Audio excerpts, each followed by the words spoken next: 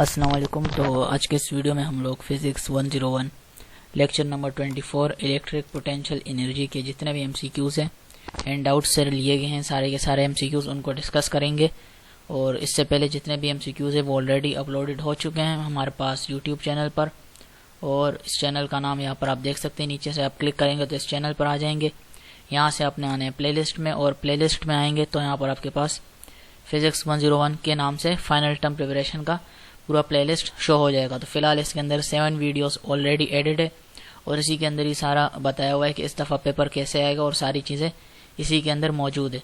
तो ये आप इसको भी देख सकते हैं डायरेक्टली, ताकि आने वाले तमाम लेक्चर्स जो है वो आपको इसी के अंदर ही मिलेंगे और इससे पिछले भी इसी प्लेलिस्ट के अंदर मिल जाएंगे।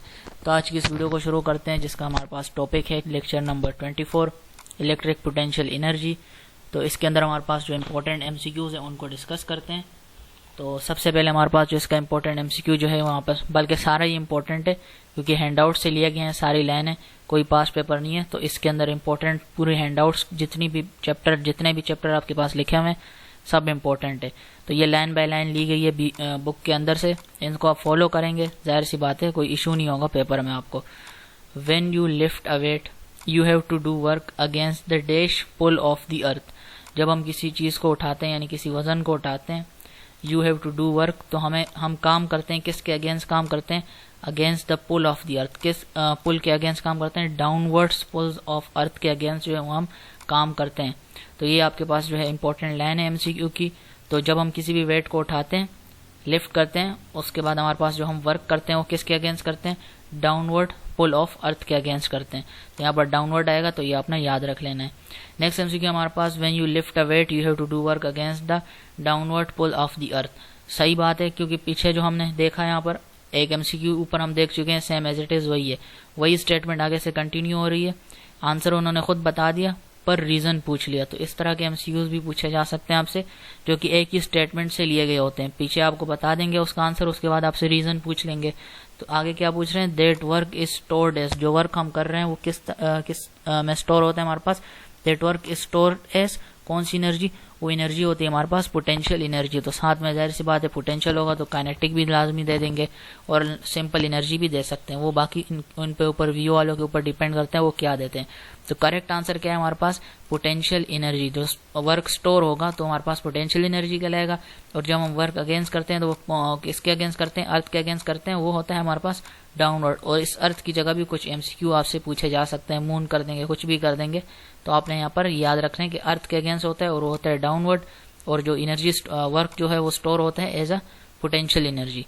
नेक्स्ट एमसीक्यू हमारे पास, suppose a force F acts on something and displace it by ds, then the work done is, तो वर्क डन क्या होता है, w is equal to F D.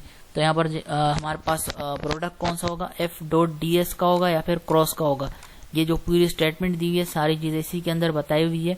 जब हम सपोज करेंगे किसी भी फोर्स को जो कि एफ है और एक्ट कर रहा है ऑन समथिंग, एंड किसी भी चीज पर, समथिंग मतलब किसी भी चीज पर जो है फोर्स एक्ट कर रही है और डिस्प्लेस करता है ds से, तो वर्क डन क्या होगा हमारे पास, तो वर्क डन क्या होगा, एफ डॉट ds होगा। ये बीच में डॉट लिखा हुआ है, ये डॉट प्रोडक्ट कहलाता है। जहाँ पर क्रॉस लिखा होगा उसको कहते हैं क्रॉस प्रोडक्ट।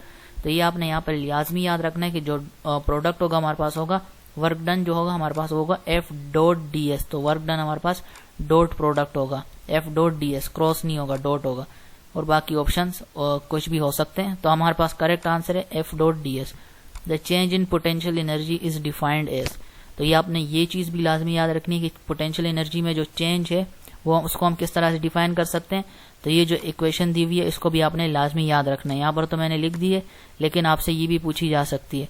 तो डेल्टा यू किसके इक्वल है हमारे पास, you B minus U A, और ये किसके इक्वल है हमारे पास, ये हमने बताना है यहाँ पर। तो चेंज इन पोटेंशियल एनर्जी को हम डिफाइन कर सकते हैं इससे, जो कि इक्वल है हमारे पास माइनस डब्ल्यू ए बी। तो माइनस डब्ल्यू ए बी आपने लाजमी याद रख लेना है। नेक्स्ट एमसीक्यू की तरफ बढ़ते हैं। हमारे पास यहाँ पर आप देख सकते हैं यू ए बी भी आ सकता है, लेकिन यहाँ पर यू है तो यहाँ पर भी यू है, तो हम जाहिर सी बात है यही सोचेंगे माइनस यू ए बी लिख देंगे या फिर कोई नॉर्मल यू ए बी लिख देगा। लेकिन हैंडआउट्स में जो लिखा हुआ है वो है माइनस डब्ल्यू ए बी लिखा हुआ है, तो आपने इस पर क्लिक कर देना है। नेक्स्ट एमसीक्यू की तरफ बढ़ते हैं। हमारे पास नेक्स्ट एमसीक्यू है, remember always that we can only define the potential U at a point if the force is, जब फोर्स कंजर्वेटिव होगी तभी हम जो है पोटेंशियल को डिफाइन कर सकते हैं किसी भी पॉइंट पे। जब फोर्स कंजर्वेटिव होगी तो तब हम जो है किसी भी पॉइंट पे जो है वो डिफाइन कर सकते हैं पोटेंशियल यू को। सही है, ये बात आपने याद रखनी कि वो कंजर्वेटिव होगा तभी हम डिफाइन कर सकते हैं। नेक्स्ट एमसीक्यू हमारे पास, the electrostatic force is dash and can be represented by a potential. तो इलेक्ट्रोस्टैटिक फोर्स जो हमारे पास है कंजर्वेटिव। अब ये चीजें आपने लाजमी याद रखनी है, कौन कंजर्वेटिव है, नॉन कंजर्वेटिव कौन सा है, सेमी कंजर्वेटिव कौन सा है। तो बुक में जितने भी हमारे पास इस चैप्टर में लिखे हुए सारे के सारे कंजर्वेटिव ही हैं, लेकिन ये जो सेमी कंजर्वेटिव है और नॉन कंजर्वेटिव है ये मैंने आपको कंफ्यूज करने के लिए साथ में डाल दिया। वी वाले ये भी दे सकते हैं या फिर कुछ और भी दे सकते हैं, लेकिन इस चैप्टर में जितने भी हैं वो सारे का सारे कंजर्वेटिव है। नॉन कंजर्वेटिव या सेमी कंजर्वेटिव से रिलेटेड कुछ भी नहीं है, तो आपने कंजर्वेटिव ही माइंड में रख लेना है। यही आपसे इसी से रिलेटेड जो भी पूछेंगे सब कंजर्वेटिव ही हैं इस चैप्टर में, तो ये आपको याद होना चाहिए। फिर ये आया कहाँ से, कौन से चैप्टर से आया है। तो कंजर्वेटिव इसी में डिस्कस हो रहा है कि जब हम फोर्स को किससे करेंगे, जब फोर्स कंजर्वेटिव होगी तो तब हम जो है डिफाइन कर सकते हैं पोटेंशियल यू को। क्या हुआ, धुआं हो गया पूरा। तो कंजर्वेटिव होगी। नेक्स्ट हमारे पास इलेक्ट्रोस्टैटिक फोर्स है जो कि हमारे पास होगी conservative and can be represented bye potential. तो इलेक्ट्रोस्टैटिक फोर्स जो है वो भी हमारे पास है कंजर्वेटिव। नेक्स्ट हमारे पास है ग्रेविटेशनल फोर्स इज ऑलवेज। तो ऑलवेज लिखा हुआ है, यानी ये या पॉजिटिव होगी या फिर नेगेटिव होगी या फिर कुछ भी होगी, तो इसका मतलब है कि ये हमेशा वही ही होगी, चेंज नहीं होगी। तो ग्रेविटेशनल फोर्स इज ऑलवेज, तो ये नेगेटिव होती है हमेशा, तो नेगेटिव हमारे पास इसका करेक्ट आंसर है। नेक्स्ट आंसर और न्यूट्रल भी हो सकता है, डाल दे बीच में, 4 ऑप्शन कंप्लीट हो जाएंगे। Gravitational force is always negative, चीज बता दी। ग्रेविटेशनल फोर्स जो है हमारे पास नेगेटिव होती है, आगे कोई ना कोई रीजन पूछेंगे, जाहिर सी बात है विच मीन्स, तो इसका क्या मतलब हुआ, जब वो नेगेटिव है इसका मतलब हुआ वो अट्रैक्टिव है। अट्रैक्टिव हमारे पास ये बाकायदा ये हैंडआउट्स की लाइंस लिखी हुई हैं। तो gravitational force is always negative, जिसका मतलब क्या हुआ, वो है अट्रैक्टिव। तो ग्रेविटेशनल फोर्स के साथ अगली लाइन में हमारे पास लिखा हुआ था कि इलेक्ट्रोस्टैटिक फोर्स कैन बी। तो इलेक्ट्रोस्टैटिक फोर्स जो है वो क्या होगी, जैसे ग्रेविटेशनल फोर्स हमारे पास हमेशा नेगेटिव होती है, तो इसी तरह इलेक्ट्रोस्टैटिक फोर्स जो है वो हमारे पास पॉजिटिव भी होती है और नेगेटिव भी होती है। तो करेक्ट आंसर इसका हो जाएगा बोथ इन नेचर, साथ में लिखा हुआ है, तो can be both positive and negative in nature. Next electrostatic force can B, जैसे इलेक्ट्रोस्टैटिक फोर्स जैसे यहाँ पर ग्रेविटेशनल फोर्स जो है वो था नेगेटिव, जिसका मतलब था अट्रैक्टिव होगा। इसी तरह इलेक्ट्रोस्टैटिक फोर्स जो है वो पॉजिटिव एंड नेगेटिव है, बोथ है, तो हमारे पास ये अट्रैक्टिव भी हो सकता है और रिपल्सिव भी हो सकता है। ये दोनों ऑप्शन इसके करेक्ट आंसर है, तो बोथ हमारे पास करेक्ट हो जाएगा। नेक्स्ट एमसीक्यू की तरफ बढ़ते हैं। नेक्स्ट एमसीक्यू हमारे पास है द इलेक्ट्रिक पोटेंशियल और सिंपली पोटेंशियल, यानी आपसे इलेक्ट्रिक पोटेंशियल करके भी पूछ सकते हैं या फिर सिंपल लिख देंगे द पोटेंशियल, इधर से डायरेक्ट शुरू कर देंगे the potential is the energy. यहाँ से इस तरह से भी आपसे पूछ सकते हैं, या फिर पूछेंगे इलेक्ट्रिक पोटेंशियल या फिर डायरेक्टली पूछेंगे the potential is the energy of a unit charge in an. तो वो फील्ड आपने बतानी है, कौन सी फील्ड होती है, वो इलेक्ट्रिक फील्ड होती है, और भी फील्ड्स वो ऐड कर देंगे। करेक्ट आंसर जो है हमारे पास वो है इलेक्ट्रिक फील्ड। इलेक्ट्रिक पोटेंशियल या फिर सिंपली पोटेंशियल कुछ भी पूछ ले, वो एक एनर्जी है ऑफ अ यूनिट चार्ज जो इन एन, तो आपसे फील्ड पूछी जाएगी, कौन सी फील्ड में, इलेक्ट्रिक फील्ड में। नेक्स्ट एमसीक्यू हमारे पास in our MKS unit, in our MKS unit the unit of potential is 1। तो पोटेंशियल का यूनिट होता है हमारे पास 1। 1 के आगे क्या होगा, कंप्लीट करना है हमने, यहाँ पर पूरा फॉर्मूला कंप्लीट करना है। तो unit of potential is 1 joule पर कॉलम। जूल पढ़े, जूल पढ़े, जो भी पढ़े आप करेक्ट, आपको जो भी पढ़ेंगे वो आपके लिए करेक्ट ही है, सही है। जूल पर कूलम पढ़े, जूल पर कूलम पढ़े, मैं तो जूल पर कूलम पढ़ता हूँ, मेरे ख्याल में करेक्ट प्रोनाउंसिएशन इसकी मेरे ख्याल में जूल पर कूलम है, इसी तरह से कुछ है।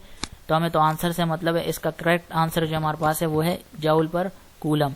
तो 1 जूल पर कूलम, तो ये आपने लाजमी याद रखना है। बाकी ये रख सकते हैं वोल्ट पर कूलम कर दिया, चार्ज कुछ भी कर देंगे, वो correct answer joule per coulomb है। नेक्स्ट एमसीक्यू हमारे पास in our MKS system the unit of potential is 1 joule per coulomb. सही है, 1 जूल पर कूलम लिखा हुआ है, तो वो किसके इक्वल है। तो अब ये चीज आपसे पूछिए, बाकायदा हैंडआउट्स में लिखी हुई है सारी लाइनें। तो 1 जूल पर कूलम ऊपर आपसे पूछा जा रहा था, पोटेंशियल जो है वो किसके इक्वल है। तो यहाँ पर आप हो सकते हैं 1 भी ना लिखा हो तो 1 नीचे आप लिख सकते हैं, वो उनके ऊपर डिपेंड करता है, आपको लाइनें रटी हुई होनी चाहिए कि क्या किस चीज के इक्वल है। तो पोटेंशियल 1 जूल पर कूलम के इक्वल है, और ये 1 जूल पर कूलम जो है ये किसके इक्वल है, तो ये हमारे पास 1 वोल्ट के इक्वल है। 1 वोल्ट आपने लाजमी याद रख लेना है कि ये 1 वोल्ट के इक्वल है, 1 जूल पर कूलम। या फिर आपसे ये भी पूछ सकते हैं कि 1 वोल्ट किसके इक्वल है, तो वो वही बात हो गई कि पोटेंशियल जो होगा, कुछ नहीं होगा तो 1 तो होगा ना, पोटेंशियल क्या है 1 वोल्ट पर 1 जूल पर कूलम। तो 1 वोल्ट 1 जूल पर कूलम, ये दोनों सेम ही चीजें, ये लिखे या ये लिखे दोनों मतलब एक ही आएगा। Another useful unit of potential is, तो पोटेंशियल का दूसरा यूनिट हमारे पास क्या है, इलेक्ट्रॉन वोल्ट, यानी ईवी, ई स्मॉल होगा और वी जो है हमारे पास कैपिटल होगा। तो इलेक्ट्रॉन वोल्ट जो है वो पोटेंशियल का यूनिट है हमारे पास। नेक्स्ट एमसीक्यू की तरफ बढ़ते हैं। नेक्स्ट एमसीक्यू हमारे पास है एनर्जी गेन्ड बाय मूविंग, जो एनर्जी हमें मिलती है बाय मूविंग वन इलेक्ट्रॉन, एक इलेक्ट्रॉन को मूव करने में, चार्ज थ्रू 1 वोल्ट इज, तो आपसे चार्ज पूछ रहे हैं वो कितना होता है हमारे पास, तो वो चार्ज 1 वोल्ट का जो होता है हमारे पास 1 वोल्ट में वो होता है हमारे पास 1 इलेक्ट्रॉन वोल्ट। ईवी भी साथ में आप लिख सकते हैं, इलेक्ट्रॉन वोल्ट इसका ये सिंबल है, ये आपने लाजमी याद रख लेना इलेक्ट्रॉन वोल्ट का। नेक्स्ट एमसीक्यू हमारे पास है 1 इलेक्ट्रॉन वोल्ट इक्वल टू, अब ये जो है इंपॉर्टेंट एमसीक्यू आ गए यहाँ पर, ये आपसे वैल्यू पूछी जाएगी कि 1 इलेक्ट्रॉन वोल्ट जो है वो किसके इक्वल है, वो वैल्यू आपने बतानी है और यूनिट जॉल लिखा हुआ है तो आपने इसी के मुताबिक ये वैल्यूज जो है वो याद रख लेनी है। तो 1 इलेक्ट्रॉन वोल्ट किसके इक्वल है हमारे पास, 1.6 एक्सपोनेंट माइनस 19 जॉल के इक्वल है, आपने ये वैल्यू याद रख लेनी है। नेक्स्ट अगेन हमारे पास वैल्यू से रिलेटेड शुरू हो रहा है हमारे पास यहाँ पर 1 किलो इलेक्ट्रॉन वोल्ट, तो के पूछ भी सकते हैं आपसे या फिर किलो इलेक्ट्रॉन वोल्ट लिख देंगे। तो ये किसके इक्वल होता है हमारे पास, किलो मतलब होता है 1000, तो ये है एक्सपोनेंट 3 इलेक्ट्रॉन वोल्ट, ये चीजें आपने लाजमी याद रखनी है।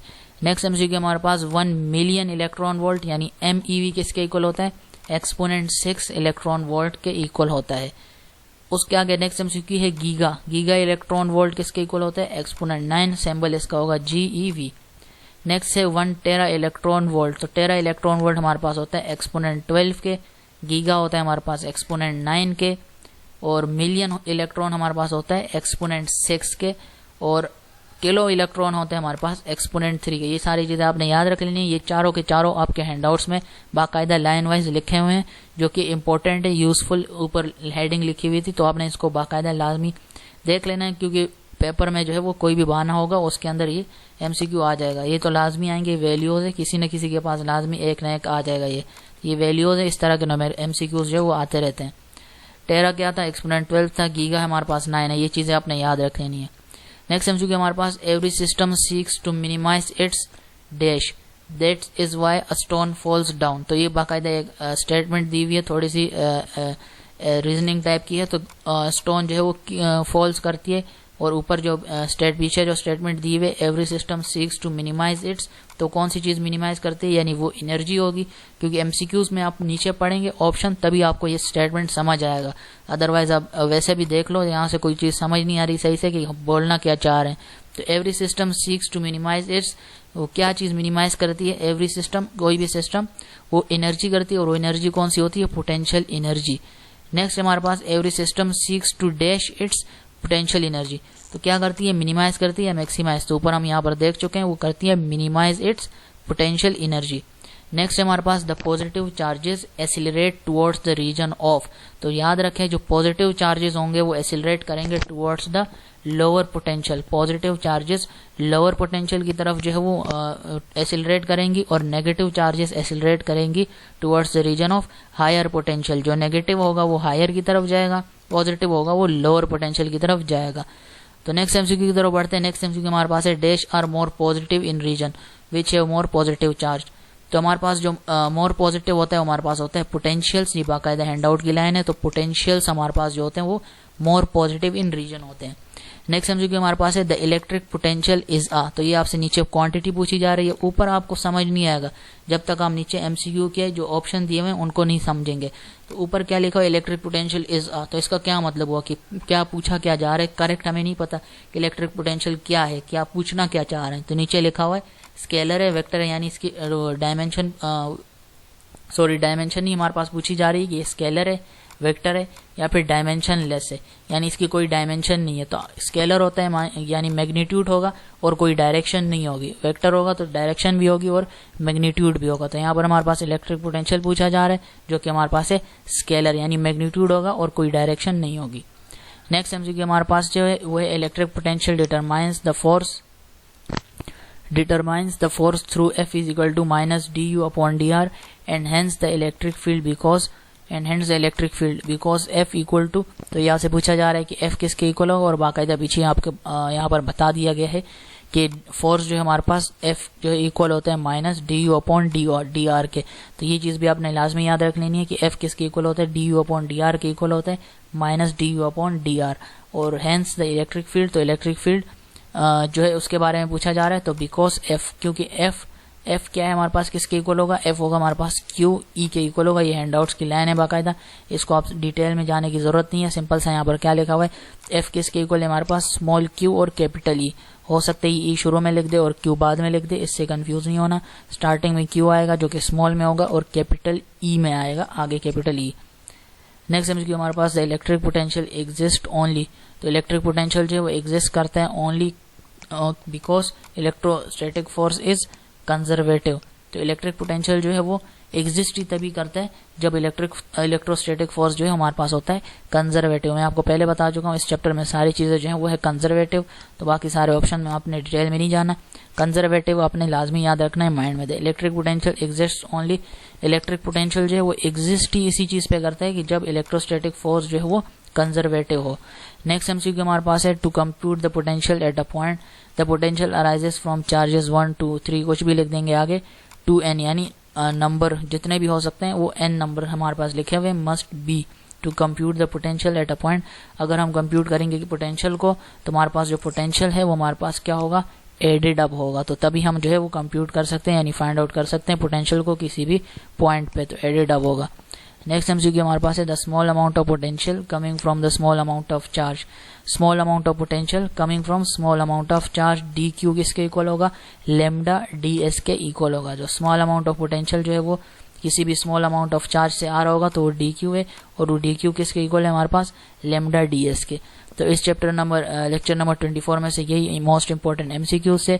उम्मीद करता हूँ आपको ये चीजें समझ आ गई होंगी, क्लियर होंगी। और इससे पिछले लेक्चर अगर आप देखना चाहते हैं तो आप यूट्यूब पे जाएंगे, यहाँ पर प्लेलिस्ट पे क्लिक करेंगे, चैनल का नाम VUMSH है, आप सर्च कर भी देख सकते हैं। प्लेलिस्ट में जाएंगे, यहाँ पर आपके सामने फिजिक्स 101 फाइनल टर्म की प्रिपरेशन यहाँ पर आपके सामने यहाँ पर लिंक दिया हुआ है, इसके थ्रू आप जाएंगे तो आपके सामने पूरी प्लेलिस्ट ओपन हो जाएगी। ये वीडियो भी इसी के अंदर ऐड हो जाएगी, आने वाली जितनी भी वीडियोस होंगी वो भी इसी के अंदर होंगी।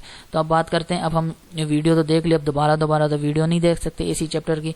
अब बात करते हैं कि हम प्रैक्टिस किस तरह से करेंगे इन सारे एमसीक्यूज की। तो उसके लिए क्या करना है, आपने नीचे डिस्क्रिप्शन में लिंक दिया होगा, आप लाइव एमसीक्यू के नाम से आपने उस पर क्लिक करना है। आप जैसे ही क्लिक करेंगे तो आपके सामने इस तरह का पेज ओपन हो जाएगा गूगल में। तो जैसे ही ये पेज ओपन हो जाएगा तो इसके अंदर आपके सामने कुछ चीजें लिखी होंगी, वही सेम चीज लिखी है, लेक्चर नंबर 24 है, चैप्टर का नाम दिया हुआ है और फाइनल टर्म की प्रिपरेशन हो रही है, सारी चीजें और एमसीक्यूज हो रहे हैं। तो अब हम करते हैं प्रैक्टिस जो कुछ हमने यहाँ पर पढ़ा, क्योंकि अब बार बार मैं ये वीडियो नहीं देख सकता, अब मुझे करनी है प्रैक्टिस ताकि मेरी चीजें जो है वो क्लियर हो जाएं और मुझे करेक्ट आंसर, रॉन्ग आंसर सारी चीजें पता चल जाए। तो यहाँ पर आप जब आएंगे नीचे स्क्रॉल करना है आपने, यहाँ पर आपके पास इस बॉक्स में हाईलाइटेड हुआ होगा। मोबाइल पे भी सेम चीज है और लैपटॉप पीसी जिस पे भी आप देखें सेम चीज होगी। ये बॉक्स सा बना होगा, आपने इसमें स्टार्ट कर देना है अपना क्विज। तो चलिए शुरू करते हैं क्विज आज की इस वीडियो में। हर वीडियो के एंड में हमारे पास क्विज होता है, तो उसको अपने क्विज को लाजमी अटेम्प्ट करना है ताकि आपकी चीजें क्लियर हो सके। तो 1 मिलियन इलेक्ट्रॉन वोल्ट कितने के इक्वल होता है, एक्सपोनेंट 3 के होता है, 6 होता है, 9 होता है या फिर 12 होता है। तो ये हमारे पास होता है एक्सपोनेंट 6 के इक्वल होता है मिलियन इलेक्ट्रॉन वोल्ट। नेक्स्ट पे क्लिक करेंगे, when you lift a weight we have to do work against the downward pull of earth. सही है, उन्होंने बता दिया। अब रीजन पूछेंगे, that work is stored as, तो वो वर्क किस में स्टोर्ड होता है, एज अ पोटेंशियल एनर्जी। वो एनर्जी कौन सी होती है, पोटेंशियल एनर्जी। नेक्स्ट हमारे पास डैश आर मोर पॉजिटिव, तो पोटेंशियल जो होते हैं हमारे पास मोर पॉजिटिव होते हैं। Electrostatic force is dash, conservative है। इस पूरे चैप्टर में सारी चीजें कंजर्वेटिव है। 1 इलेक्ट्रॉन वोल्ट एक्सपोनेंट -19 के इक्वल होता है। नेक्स्ट जाएंगे, इलेक्ट्रिक पोटेंशियल जो हमारे पास है स्केलर क्वांटिटी। नेक्स्ट जाएंगे, negative charges accelerate towards the region of higher, negative जो है वो हायर जाते हैं और जो पॉजिटिव होते हैं वो लोअर जाते हैं। The electric potential determine the force through F is equal to minus du upon dr and hence the electric field because F is equal to small q और E। ये अभी हम डिस्कस कर चुके हैं अभी। In our MKS system the unit of potential is 1 joule per coulomb which is equal to 1 volt. The electric potential exists only because electrostatic force is conservative है, तभी electric potential exist करता है। ये अभी हम डिस्कस कर चुके हैं। The potential charges accelerate towards the positive जो है वो लोअर होता है और नेगेटिव हायर की तरफ मूव करते हैं। The change in potential energy is defined as delta U is equal to UB minus UA. ये मैं आपको बता चुका हूँ, आपने यूएबी पे नहीं क्लिक करना, आपने डब्ल्यूएबी पे क्लिक करना है। नेक्स्ट पे जाएंगे और साथ में माइनस लाजमी होना चाहिए। Remember always that we can only define the potential U at a point if the force is conservative. पूरा चैप्टर कंजर्वेटिव है। Conservative electrostatic force can be तो इलेक्ट्रोस्टैटिक फोर्स जो है हमारे पास अट्रैक्टिव भी होती है, रिपल्सिव भी होती है। क्यों होती है? क्योंकि ये पॉजिटिव भी हो सकती है और नेगेटिव दोनों हो सकती है। In our MKS system the unit of potential is 1 joule per coulomb. Next पे जाएंगे, हमारे पास electrostatic force can be dash in nature. तो इलेक्ट्रोस्टैटिक फोर्स है वो नेगेटिव भी हो सकती है और पॉजिटिव भी हो सकती है, लेकिन ग्रेविटेशनल फोर्स क्या होती है? हमेशा नेगेटिव होती है। Energy gained by moving 1 electron through 1 volt is, तो वो होती है हमारे पास 1 इलेक्ट्रॉन वोल्ट। ये इसकी डेफिनेशन लिखी हुई है बाकायदा। नेक्स्ट पे जाएंगे, gravitational field is always negative which means, इसका मतलब है हमारे पास ये है अट्रैक्टिव, क्योंकि नेगेटिव है तो अट्रैक्टिव होगी। Every system seeks to minimize its dash that, आगे कोई रीजन दिया हुआ है, that is why stone falls down. तो सिस्टम जो है मिनिमाइज करता है कौन सी एनर्जी? वो एनर्जी होती है हमारे पास potential energy.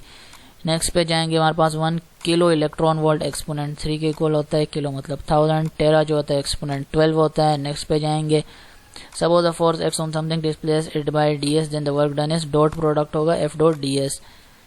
When you lift a weight, you have to work against the downward pull of earth, तो अर्थ के डाउनवर्ड पुल होगा, गीगा जो है हमारे पास होता है एक्सपोनेंट 9। नेक्स्ट जाएंगे, gravitational field is always negative. Next MCQ पे जाएंगे, the small amount of potential coming from small amount of charge dq is equal to lambda ds। Next पे जाएंगे, another useful unit of potential is electron volt होता है potential का दूसरा unit. To compute the potential 1 to n number of point must be added up होना चाहिए तभी होगा। नेक्स्ट जाएंगे, इलेक्ट्रिक पोटेंशियल और singular potential is the energy of unit charge in an. तो फील्ड पूछी जा रही है, फील्ड कौन सी होगी? इलेक्ट्रिक फील्ड होगी। इलेक्ट्रिक फील्ड पे आपने क्लिक कर देना है। नेक्स्ट जाएंगे, तो ये लास्ट एमसीक्यू यहाँ पर ऊपर आप देख सकते हैं 100%, यानी लास्ट एमसीक्यू हमारे पास। Every system seeks to dash its potential energy, minimize होगा या मैक्सिमाइज होगा? तो हमारे पास इसका करेक्ट आंसर मेरे ख्याल में मिनिमाइज होगा। रिजल्ट चेक करते हैं, देखते हैं हमारे पास कितने एमसीक्यू सही हैं कितने गलत है। रिजल्ट आपके सामने जो है वो एंड में शो होता है, स्टार्ट में नहीं शो होता। तो हमारे पास यहाँ पर देख सकते हैं स्कोर जो है वो 100% है। इसका मतलब है सारे के सारे एमसीक्यूज हमारे करेक्ट हैं। आंसर देखने के लिए आपने स्क्रॉल डाउन करना है, इसका मतलब है ये करेक्ट है ग्रीन वे में। अगर कोई रॉन्ग होगा तो उस पर क्रॉस लगा होगा, आपको सामने करेक्ट आंसर भी शो कर देंगे। तो ये सारे एमसीक्यूज यहाँ पर आप देख सकते हैं, वही जो हमने अभी हैंडआउट्स में देखे हैं यहाँ पर सारे के सारे, और वही उन सारे के सारे एमसीक्यूज की हमने यहाँ पर प्रैक्टिस भी की। तो इस तरह से आप कर सकते हैं। बाकी फाइल चाहिए तो आप इस लिंक पर क्लिक करें और बाकी की डिटेल्स आपको समझ आ जाएंगी। तो इस तरह से जो है आप इसको अटेम्प्ट कर सकते हैं। क्विज को हर एक वीडियो के नीचे जो है डिस्क्रिप्शन में लिंक दिया होता है, तो बाकायदा आप जो है इसको अटेम्प्ट कर सकते हैं। तो ये आपके पास अपॉर्चुनिटी है, इसको ज़ाया ना करें। तो बस सही है, अगली वीडियो में मिलेंगे और ये वीडियो भी आपको इसी प्लेलिस्ट के अंदर मिल जाएगी। आने वाली वीडियोस भी इसी प्लेलिस्ट के अंदर आपको मिल जाएंगी। तो अगली वीडियो में मिलेंगे। अल्लाह हाफिज़।